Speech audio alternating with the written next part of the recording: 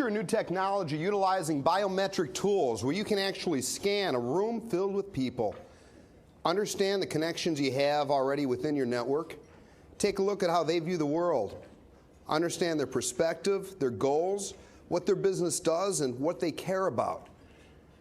And wow, it looks like we have a lot of friends in common. This technology is not that far away, my friends. There's a lot of things coming up in social media in the future. The thing is, a lot of this is already here right now. What we're going to be talking about today is how to take your business to a different level. We're going to talk about B2C and B2B in a whole different way. We're going to talk about how social media helps your business. HELPS is my acronym for humanize, engage, listen, promote, and sell using new media. In order to take a look into what's happening with social media in the future, I think it's going to be important for us to take just a minute and look into social media of the past. I mean, for thousands of years, mankind has used any type of media to be social, whether it was the Egyptians' hieroglyphic tablets or the Polaroid camera, or bringing things out from the Olympic Games through homing pigeons. People have desired to have relationships and connect with others. This is social media. I wasn't around for any of this, so it's all speculation and stuff I got from Wikipedia, so let's skip forward. Now, in the past 160 years, I was only around for 40 of that, by the way, we had everything from the telegraph. And when Samuel Morse first invented the telegraph to give us a means of communication, it took many years to even get telegraph stations to pick up on this concept. Just like it's taken businesses many years to catch on that Twitter, Facebook, and other new media methodologies are necessary to get our message in front of our prospects, our customers, other businesses we're reaching out to. It's taken some time. Now, wireless radio allowed us to hear things from a far distance away. We had the Polaroid that allowed you to actually take that feeling and convey it to others in a small, immediate gratification package. Kind of like we're able to do now with our camera phones and everything else. But over here, you remember 1969? I don't remember it much. I was born that year. But ARPANET came out, and it was the first rudimentary form of the internet. IBM introduced the PC a decade later, and in the 80s was the proliferation of commercial online services and bulletin board systems. My dad's friend, Ward Christensen, invented the bulletin board system in 1977, and this was one of the first hobbyist methods for actually connecting with others. By 1984, I built my own bulletin board system. That's me there when I had a lot more hair, and that's my little brother Rob, who's currently serving the United States Army, leaving for Afghanistan in a couple of months, and hopefully be sending me some tweets from there whenever possible. We ran this BBS in 1984. This was a true social network, although rudimentary compared to all the awesome technologies we have today. My social network allowed people to dial in from their computers all over the world into mine. We had chat sessions, we exchanged files, but most importantly, we had an offline meetup component. When I was 14 and it was difficult to get information about my Commodore computer that I loved so much, this BBS allowed me to connect with others. It was an absolute blast. I mean, as far as my history in social media, I guess it started off in the early 70s. My father was with IBM, and that's an actual magnetic reel in 1972. By the 80s was my bulletin board system that had this physical meetup component. See, there in 1984, the best part about this, folks, is it was very social. We look now at things such as social bookmarking. Well, back then, one of my goals was to let everybody I could find know about other people running bulletin board systems. It was a very neat community of people who like to share, like to connect, like to build relationships, and like to meet others, kind of like what we do now. Back in the 90s, I got recognized in the Chicago Sun-Times and Tribune and other media for using technology to help connect others. My business, Regillo Consulting, has been around since 1991 with the mission of enhancing communications, making technology work for you, not the other way around. And although we've morphed and changed over the years, our dream and our vision has stayed the same. And in the past couple of years, as clientele have reached out and said, we really need your help, we really need your helps, humanize, engage, listen, promote, and sell. And I needed to reorg my corporation.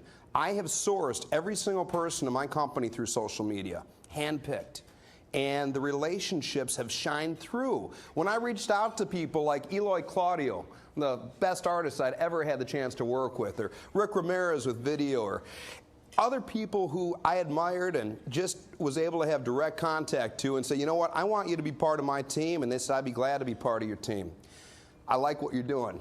It's been a lot of fun. 2000, I got certified by a little company called Microsoft to be a systems engineer. I'm an actual tech geek, and I flew around the world doing security and helping companies to tighten their networks down. It was a blast. My hacking kind of led into this security position. It was fun to flip the coin. But I'll be honest, hacking back then wasn't all about destruction or causing problems. Hacking was very fun back in the 80s. And the reason was this is the first time that the large-scale public had access to supercomputing, the telephone network. So my group of hackers were called Freakers. Freakers stood for phone hack. And what we did was we actually broke into the phone network. And during AT&T's Monopoly breakdown and all these MCIs and Baby Bell pop-ups, we would hack into these. I remember 950-1033, I'd type a series of numbers, and because I moved so frequently throughout my youth, my father's promotions with IBM would be a geographic relocation. I wanted to stay in touch with friends at an early age. Now, back then, calling between California and New Mexico was 40 to 50 bucks an hour. Well, not for me, it was free. And now we got Skype and things like that. But what we also did back in the 80s with these phone networks, we connected conference calls, we led virtual seminars. And it was a blast. We get a dozen hacker freakers together to talk about things. And then we took it to the next level, friends. We actually did some bad things. We broke into corporate voicemail networks, PBXs, and we would leave voicemails for our friends to tell them about technology, to inform them about different BBSs. We would leave a voicemail on a corporate mailbox and let people know that specific voice extension to play it back from. I think nowadays we call that a podcast. So this technology has been around for quite a long time. Now, back then it may have had different words and different flavors, but nothing's really changed. It's always been about the people. It's always been about the message. It's always been from the heart. This is what we're doing now. But the difference, and the reason that we're all here today is we realize this impacts not only our lives, but also our businesses better than ever. So in a quick recap, just want to take a look through. This is how I view social media over the years. 70s, we had this incredible exploration. By the 80s, people are getting more into the BBSs. 90s, we have CompuServe, Prodigy, AOL popping up. 2000, remember all the MySpaces and everything. Here we are now, the real-time blogosphere. There's a wall over here to my left that's displaying people's tweets as they fall down using that hashtag. Everything's real time. News is up to us. Things have become much more real than ever before and much more transparent. We're able to share our feelings, we're able to share how we view things, and we're able to connect with others. I'll be honest, when I kind of dove out of corporate America a couple years ago, and got back into running my business again, I was a little bit scared to jump onto the whole, so I jumped right into it. My fear was being myself. Be honest with you, I set up a half a dozen accounts on Twitter when I rejoined. I should probably rewind a little bit. I joined Twitter in March of 2007. At the time, I was selling for Dell, and I love that job. Dell's a great company. I'm a shareholder. Please buy Dell. Back in 2007, though, I embraced social media to get in front of clients. I used Twitter to collaborate with my team. My manager at the time advised shutting down my Twitter account. Actually, I believe the term he used was a career-limiting move, a CLM. Now, the reason I bring this up is in no means to put down Dell, great company. It's to explain that even a very high-tech corporation did not immediately see the benefit of the transparent blogging. To them, the concern was you're always a representative of the company, and it was a complete separation between brand and individual. And I think I'm quoting David Armano when I use the term brand-individual, but it fits really well. Social media for your business helps you humanize, engage, listen, promote, and sell. Let's take a step through these for a little bit because humanization is key. You need to know the people behind your brand. It's not just a machine behind your purchase. Moving to engage. It's different than ever before, and interaction with your customers is critical. We want to engage directly with businesses. We want to engage directly with our audience. I mean, perfect example. I used to really enjoy Caribou coffee, to be honest with you, but Starbucks followed me back on Twitter. I drink Starbucks now. Honestly, it is about that interaction. We all do feel good. I know it's been mentioned several times throughout today that we buy from companies we trust. We buy from people like us. We buy from companies that take an interest in who we are and what we do. This is a competitive economy right now. Everyone's watching their dollars and everyone's being real particular about how they spend. Why would you not spend with somebody you enjoy interacting with? That engagement is what gives you that connection, the relationship. Listen, who's talking about your brand? Tools all the way ranging from Google Alerts through Radian 6 and more allow you to put virtual ears on the internet. These virtual ears can come and let you know when people are talking about your brand. Maybe talking about your competitors, giving you an opportunity to perhaps swoop in and grab some new business. I love it because listening is caring.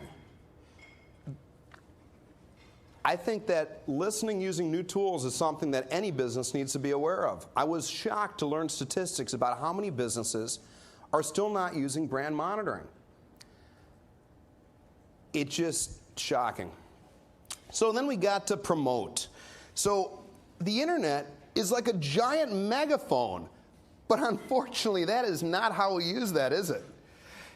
Hey, you know what? I'm going to go on social media, you guys, and you're watching me, I'm going to watch you back. This is going to be fun. So promotion is different than ever before. People want to know why to buy from you. They want to trust you. They want to understand what the point is. There is no more mass shove down on people of buy our product. Promotion's interactive. Yeah, that whole message where you retweet this. You know, that's not effective. The conversation about the product is. There's ways to effectively promote in this new media economy that just work exponentially more powerful than others. And just like any new media that comes to the forefront, it takes businesses a while to realize how to actually promote with it. But I'll tell you, selling in the new media economy effectively makes a difference between getting kicked out of someone's office or having them praise you to the entire world. It's here, it's real. Here's some statistics, and I already saw from a couple of slides earlier, these numbers are growing rapidly. There's no way to avoid this. It's part of how we conduct business. It's part of who we are as humans. Now, where are things heading now? Things have been progressing rapidly. We already talked about that. What's coming up in the future? We got some fun stuff to talk about in just a minute, but I'm seeing a lot more things heading towards geo-based. I think it's amazing that I was able to load up an application on my Pre to tell me which Twitter friends were within the immediate proximity to me. What about applications that might give me some network ideas or say, hey, this person's looking for your product or service, or hey, here's somebody here who knows somebody you need to know. It's all getting closer and closer. And social media is a lot more than just words. It adds a whole different dimension. Now we could add those photos, those videos, and really attach that sentiment. It's better than ever before, and businesses still seem very slow to adopt. Not you guys, you're here today. You realize this is something that you need to do. You've already begun doing to some extent, and it's going to continue to grow. But this adoption curve that I've seen is still this very, very slow-paced ramp-up, where companies first just dive in, almost like a fly on the wall. Let's look around, see what's going on. You know, then it becomes let's shout to people a little bit, tell them what we do. But then they start interacting a little bit. It becomes two-way. It becomes something we talk about. And you have to measure and monitor it. You need to keep track of what's going on with your brand. And you've heard that over and over from every presenter here today. And the reason why we preach this so much is because it's so easy, but it's also so important. If you don't care, why would somebody want to do business with you? They wouldn't. There's so many different booby traps we need to avoid with social media. Misunderstanding, isolation, and lack of trust.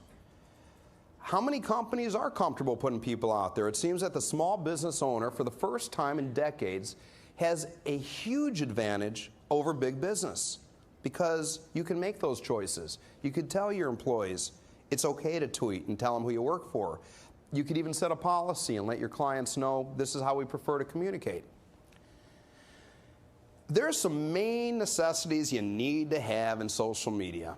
And without having your brand monitoring and having an actual plan, it's just not going to work. So I mentioned here about social digests, and that's referring to having reports sent to you in easy to understand ways. You don't want to have people spending hours and days and weeks digging through every social network. I remember decades back hearing about people who would clip newspaper ads about businesses. Now, it takes very little effort to put a search out on the internet that says anytime I mention or my competitors mention or something we're talking about is mentioned, to let me know.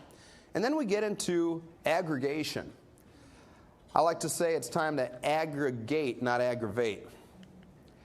And we'll talk a little bit about that because aggregation allows you to be everywhere at once. But before we get there, as I mentioned, I'm a PC. This one's not agreeing with me. You have to have a plan. Without having a plan, are we going to get anywhere? I mean, I had a plan on how to get to Washington. I don't think we get anywhere in business without a true plan. And with social media, it's imperative that you define this internally and externally. You don't want to just go and open a Twitter account and leave it hanging out there if you're not going to be actively using it. You don't want to have employees wondering, is it okay to speak on behalf of the company or do I have to hide? Well, things have changed quite a bit, and I've learned that it's the companies that stand up and say, this is how we like to work and this is our policy, that tend to do very well. We all get a voice. The beautiful thing about social media versus any other form of communication that I've really enjoyed is you truly get to see your words before you speak them.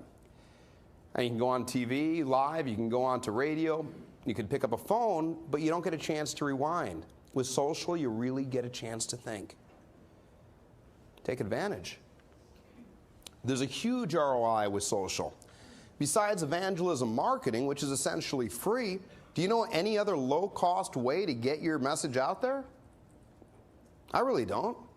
Here's what you came here for, the future. Yeah, that's it. It's a big road sign. In the future, social media surrounds us in everything we do, everywhere we are. Even right here today, I see all the phones and I see people looking around, tweeting, typing, Facebooking, blogging. Everything's here, and we could share everything in real time. We could share that feeling, the sentiment. We can let people know what we think and who we trust. And it's really easy to see that, too. It's just an incredible new world we've entered. Social media has already given us an incredibly dynamic way to communicate our message and be ourselves. But I don't see old media just jumping by the wayside. I see it used a little bit differently. News? Well, we are the news. We are the reporters. There's collaborative ability to actually bring everything forward. And blogger news and updates we make are perceived a lot stronger than traditional media these days. Where do you guys get your news? Are you picking up a paper every morning and looking for the current thing that happened an hour ago? No, you're online. So there's a lot of trends that we need to be aware of and just be prepared for. Shopping has forever been changed.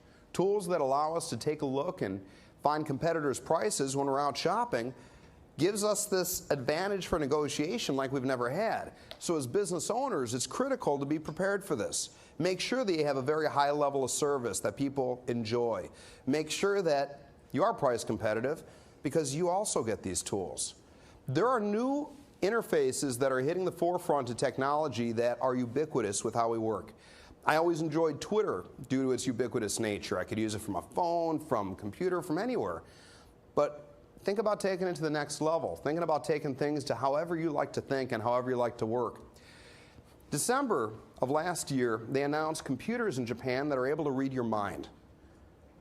Computers that can not only read your mind, but by measuring the blood flow from your brain, reproduce a graphic image from what you're seeing. Again, telepathic tweeting is not that far away. Computers can read what you're doing, and it's getting better and better each day. What is this going to do for our business? Well, maybe this allows us to have a whole new way to market because we know what customers really think and what they're looking for. Maybe it creates a whole new level of transparency and honesty than we've ever had before. I'm excited about it. It's not science fiction anymore, this is science fact. So we need to talk about the future of social media and what you guys are going to be doing with your businesses, hopefully, with some of the knowledge I'd like to share with you. By the way, I know I'm going over a lot of stuff, so I did make a website just for the speech with a whole ton of links that we're going to have available at the end of this deck. Live streaming is phenomenal. It's just absolutely incredible. This is a site that I really enjoy called Dippity. What Dippity does is it goes through my different social profiles, my Flickrs, my TwitPics, my Twitters, my Facebooks, MySpace, the QIKs, you name it. I'm on hundreds of social networks, hundreds. But if you wanted to find out about me, you did not want to go to 100 websites. Here's a neat way to take a look at my live stream, almost like a digital diary. I think it's kind of cool as this technology begins to proliferate throughout everybody's reach. Aggregate, don't aggravate. So over here is that prophylactic, and to the side here is ping.fm. And Jeff spoke about OpenWire. There's other tools like hellotext.com. What these tools allow you to do, so the one here is called a mashup. A mashup takes all your feeds and puts them in a central place. You can even get a nice little badge widget to put on your site or just direct people to that URL. On the other side is a tool that allows you to take your message, your tweet, your picture, and proliferate it throughout the social sphere. It makes things a lot easier for a business that wants to be everywhere at once. And why would you want to be everywhere at once? Why do I need to be on this Ning network? And why should my corporation have a MySpace presence? Are people using that actively for business? They might be. Isn't it important to connect with people where they want to connect? These tools let us do that. It's about efficiency, it's about connecting. So if you want to be ready for the future, and the future is definitely going to be much more about live streaming than it ever has been. People want to know what you're up to. People want to know who you are. You need to be ready, and you need to be responsible. But for those who are just a little bit unclear on how to get into it, well, I got a fun suggestion. Repurpose. If you don't know what to say on your fan page or on your Twitter account or on your new blog, maybe take a look at what you've said in the past. Things that your marketing department felt okay with. Things you felt really echoed your message clearly. And use these over and over. They fit. Nothing is too difficult to communicate with new media. It makes everything a lot easier. I know it gets confusing. It certainly does. There's so much out there for the business owner to worry about.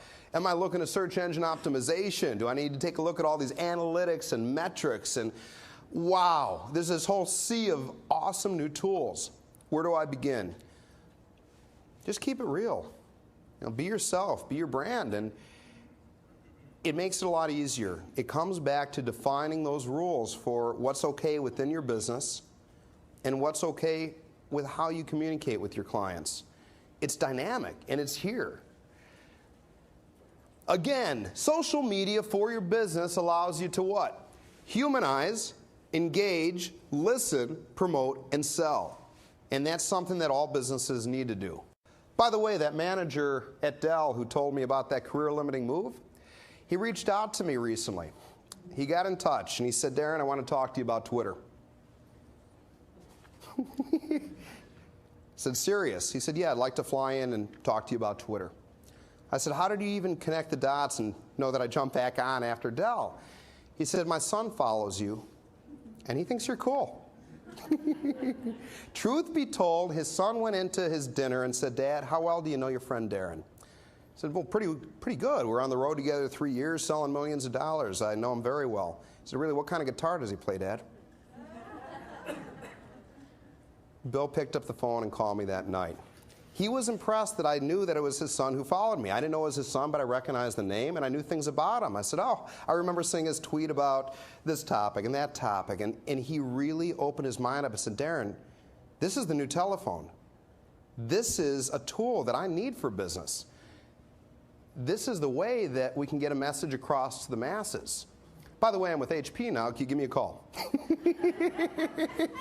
So I've been talking to Bill quite a bit, and we laugh about the times where he had advised to sign off of Twitter, and now he's just looking at this as the salesman tool. You wouldn't think about going into sales without tools such as a smartphone for email or making telephone calls, and nowadays, could you even think about not having a fan page or a blog or a Twitter presence?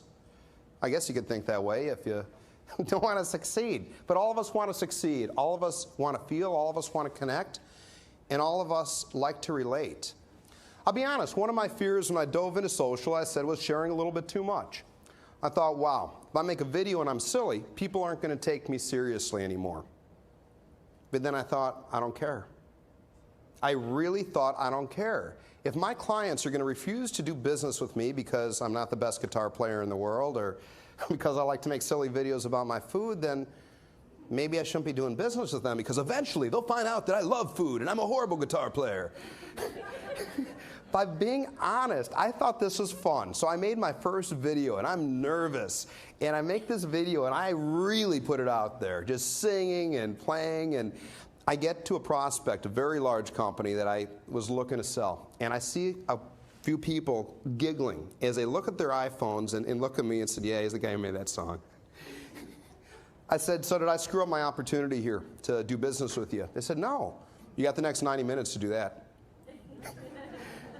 They said, what you showed us is you're a dork like us. We like playing guitar too. We think it's kind of cool that you did this and you're not dry or boring. Honestly, I thought it was funny, and your playing is horrible, but that guitar was in tune. It was fun, and it connected people. Something that's critical for us to understand is this is a global economy. What do people talk about on Twitter? What they ate? I said, well, that would be great. I love food. For a full year, I kid you not, and I think it's still up at williger.foodfeed.us, I blogged every meal for 1 year. January of 2009, I weighed 256 pounds and had about 82 Twitter followers. Now, I'm at 195 and I'm still improving by the day, but I'll be honest with you. The honesty of sharing my meals was a phenomenon amongst itself. I didn't mean for what to happen to happen. I did it out of fun. I did it because I thought it was silly. And let me share with you what did happen. Well, I found other people who love food. And I remember the first time Billy Beatty sent me a picture of his sushi and tagged me in it. And it's just like, wow, he's my brother. More importantly, though, for my health, do you know how many people reached out and said, Darren, why so many Snickers bars? Are you okay? I see a lot of double quarter pounders there. It got to the point, and I don't know if I was embarrassed about what I was eating or if I just didn't want to blog every single chip, but I didn't do anything else to lose weight. So it's just a lot of fun. I think the one word I could put to all this is fun. I love what I do. Every single day I get out of bed and I'm happy. Do you know how hard it is for me to leave Twitter at the end of the night when I see all these beautiful smiling faces interacting? And I absolutely love this. I have so much fun with it, and that's the whole key, and I think that's why success has been finding itself to me, because I'm following my dream, and that's what you guys are doing too, is following your dreams. As business owners, we're all dreamers. Dreamers with a destiny. And now we got a real way to make this thing happen. So let's take this Play-Doh and build it into the success blocks of our future, friends. It's here, it's now, and please reach out. I love talking about this stuff. Thank you. Thank you. You rocked it.